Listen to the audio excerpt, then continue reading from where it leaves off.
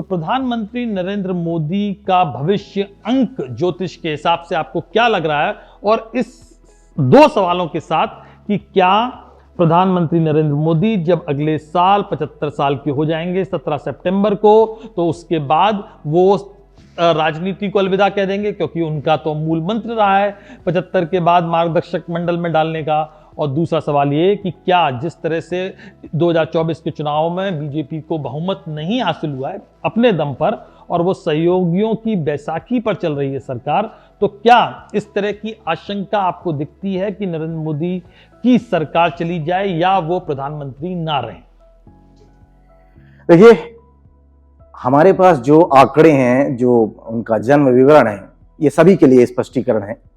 जितने भी लोगों पर हम चर्चा करेंगे, ये जो उपलब्ध हैं सबके समक्ष इंटरनेट या अन्य माध्यमों से, उसी के आधार पर है। अतः हम नाम के अंक को, यानी नामांक को ज्यादा वरीयता देंगे, क्योंकि मूलांक या भाग्यांक में हो सकता है कुछ डिफर भी हो। तो नरेंद्र मोदी जी का जो नामांक है वो केवल नरेंद्र मोदी के अनुसार 5 आता है। और जब उन्होंने शपथ ली थी तो उन्होंने अपना नाम लिया था नरेंद्र दामोदर दास मोदी, जिसका टोटल होता है 9, और इस साल का अंक बन रहा है 9। तो जो मेन नाम, जिससे प्रचलित नाम है नरेंद्र मोदी, उसके अनुसार तो कुछ संघर्ष दिख रहा है, लेकिन जो नरेंद्र दामोदर दास मोदी के अनुसार देखा जाए तो इतना संघर्ष नहीं है। अब हम आते हैं वर्ष के अंक जो हैं। वर्ष के का जो अभी तक का अंक है, यानी अभी जो चल रहा है और सितंबर के आसपास जो प्रभाव रहेगा, वो अंक इतना संघर्ष वाला नहीं है, लेकिन इसके बाद जो अंक प्रभाव डालेंगे वो तुलनात्मक रूप से संघर्ष बढ़ा सकते हैं। तो इन्हीं चीजों को अगर मैं रिलेट करूं, लेकिन इसके पहले जो मूलांक और भाग्यांक हैं, तो उसके आधार पर अगर मैं कहूं तो थोड़ा सा संघर्ष दोनों के माध्यम से है, लेकिन कोई बड़ा संघर्ष नहीं है। सरकार जाने की बात का उत्तर मैं इन्हीं अंकों के आधार पर दे दूं। सरकार जाती हुई प्रतीत नहीं हो रही है, लेकिन अंक 9 का प्रभाव इस बात का संकेत दे रहा है कि हो सकता है कुछ नए साथियों की जरूरत पड़े, कुछ नए साथी ये लोग ढूंढ निकालें। लेकिन सरकार, आप ये कह रहे हैं कि संघर्ष थोड़ा बहुत होगा, जिस तरह से राजनीति में होता है, वैसे भी वो सहयोगियों के साथ चल रहे हैं तो थोड़ा बहुत संघर्ष खींचतान हो सकती है।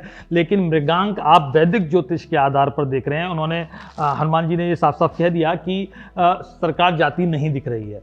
तो मेरा सवाल आपसे फिर वही है कि क्या नरेंद्र मोदी सरकार को कोई खतरा है, या नरेंद्र मोदी की कुर्सी को भी कोई खतरा है? 75 वर्ष जैसे मैंने जिक्र किया कि वो 75 साल के हो जाएंगे अगले साल, मतलब इस साल 2025 में, तो क्या इस तरह की कोई संभावना, आशंका आपको लगती है? देखिए, जो हमारे पास नरेंद्र मोदी जी की कुंडली उपलब्ध है वो वृश्चिक लग्न की है, और लग्न में ही मंगल और चंद्र बैठकर लक्ष्मी योग बना रहे हैं। अभी एक बहुत महत्वपूर्ण ग्रह है जिसे हम कहते हैं देवगुरु बृहस्पति, वो वृषभ राशि में है, जो चंद्रमा, मंगल और लग्न को देख रहे हैं और मजबूती प्रदान कर रहे हैं। इसका एक फायदा क्या हो रहा है, और यहीं पर अभी मंगल का गोचर नीच राशि कर्क में 9वें भाव में है। भले ही वो नीच राशि में हो, लेकिन कहाँ है? 9वें भाव में। संघर्षों के बावजूद ये इस समय जो है पूरे विश्व में प्रतिष्ठित रूप में चल रहे हैं और इन्हें पुरस्कार जैसे मिल रहे हैं, राइट। तो अभी हम देख रहे हैं शनि की ढैया इनकी चल रही है, जो 29 मार्च तक समाप्त हो जाएगी, और मंगल की महादशा में शनि की अंतरदशा चलेगी 30 मई तक। तो अभी जो परिस्थितियां हैं वो जहां एक तरफ आध्यात्मिक रूप से और दूसरे रूपों में इन्हें एक बड़े व्यक्तित्व के रूप में प्रतिष्ठित कर रही है, वहीं यही ग्रह परिस्थितियां राजनीतिक संघर्ष का कारण पैदा कर रही है। जून में जाकर ये जो मंगल कर्क राशि के हैं, ये सिंह राशि में 10वें भाव में गोचर करेंगे, जहां शनि और शुक्र बैठे हुए हैं, जिससे 2 समस्याएं उत्पन्न हो सकती हैं। तब इनके जो लगभग उसके बाद जो समय है जब ये 75 वर्ष के पूर्ण हो जाएंगे, उस स्थिति में बृहस्पति भी इनके अष्टम भाव में गोचर करेंगे, जो चंद्र से भी और लग्न से भी अष्टम भाव में होगा। इस दौरान मीन राशि का जो राहु निकलकर कुंभ राशि में जा चुका होगा। तो 28 जुलाई से 13 सितंबर तक शनि मंगल का जो गोचर में समसप्तक योग है, वो इनके निजी स्वास्थ्य और राजनीतिक दृष्टिकोण से अच्छा नहीं है। इस दौरान हमें लगता है इन्हें गहरी स्वास्थ्य समस्याएं परेशान कर सकती हैं, और इसको लेकर, क्योंकि बृहस्पति अष्टम में होंगे, आप जानते हैं तपस्वी व्यक्ति रहे हैं, तो अध्यात्म में इनका थोड़ा वर्चस्व और बढ़ेगा और ध्यान लगेगा।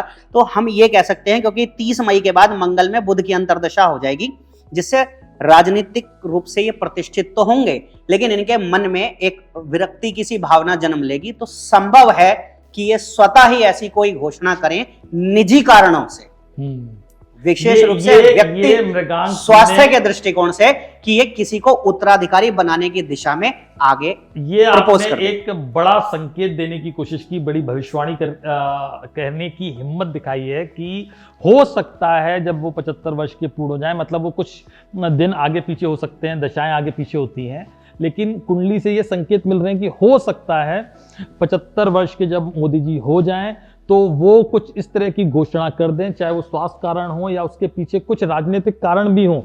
जैसे मैं चूंकि बतौर पत्रकार काम करता रहा हूं, तो मुझे क्या लगता है कि अगले साल जब आरएसएस के 100 साल पूरे होंगे और वो लगभग वही समय होगा जब नरेंद्र मोदी 75 साल के होंगे, तो विजयदशमी पर आरएसएस के 100 साल होते हैं और आरएसएस का एक बहुत बड़ी कोशिश हो सकती है वो ये मैसेज देने की कि हमारे कार्यकर्ता, हमारे स्वयंसेवक किसी सत्ता के लोभी नहीं है, किसी कुर्सी के लोभी नहीं है। और मोदी जी ने जो संकेत दिए थे सत्ता में आने के बाद कि 75 वर्ष के आयु होने के बाद नेताओं को मार्गदर्शक मंडल में भेजा या उनको कुछ अलग रोल में आना चाहिए, तो हो सकता है आरएसएस के साथ इस तरह का सामंजस्य बैठे जो आप भविष्यवाणी करने की एक और बात मैं आपको बात यहाँ करें। जोड़ना चाहूंगा जी। कि जैसे मैंने बताया कि 30 मई के बाद मंगल में बुध की अंतर्दशा होगी। अभी आपने सुना है उन्होंने कहा कि मैं इतने युवाओं को राजनीति में लेकर आने वाला 1 लाख युवाओं तो को। तब इस 30 मई के बाद आपको वो चेहरे पब्लिक रूप से दिखाई देने शुरू हो जाएंगे। चलिए, तो नरेंद्र मोदी क्योंकि हमको उन 10 चेहरों पर बात करनी है जो 2025 में चर्चित तो अभी भी हैं, जिनके काम, जिन पर लोगों की नजर रहती है, जो जिस तरह से काम करते हैं उससे देश भी प्रभावित होता है। तो नरेंद्र मोदी के बाद मैं दूसरा नाम लाऊं सामने, उससे पहले जिसका जिक्र मैंने पहले किया था वो थे एस्ट्रोलॉजर कृष्णमूर्ति। मेरे साथियों से आग्रह है कि वो एस्ट्रोलॉजर जो कृष्णमूर्ति हैं, एआई एस्ट्रोलॉजर, उनको स्क्रीन पर दिखाएं क्योंकि वो यहाँ पर साक्षात नहीं है। तो AI astrologer Krishnamurti AI based है, जैसे मैंने पहले बताया था। तो कृष्णमूर्ति जी, आपसे मेरा सवाल है कि नरेंद्र मोदी का भविष्य 2025 में क्या होगा? नरेंद्र मोदी जनवरी से मई तक आपको नीतियों और परियोजनाओं को लागू करने में चुनौतियां का सामना करना पड़ेगा या उनमें देरी हो सकती है, जिसके लिए सटीक योजना और प्रयास आवश्यक होंगे। धार्मिक कामों में मन लगेगा। इस अवधि में गठबंधन के साथी भी कुछ परेशान कर सकते हैं, कुछ साथी गठबंधन छोड़ भी सकते हैं।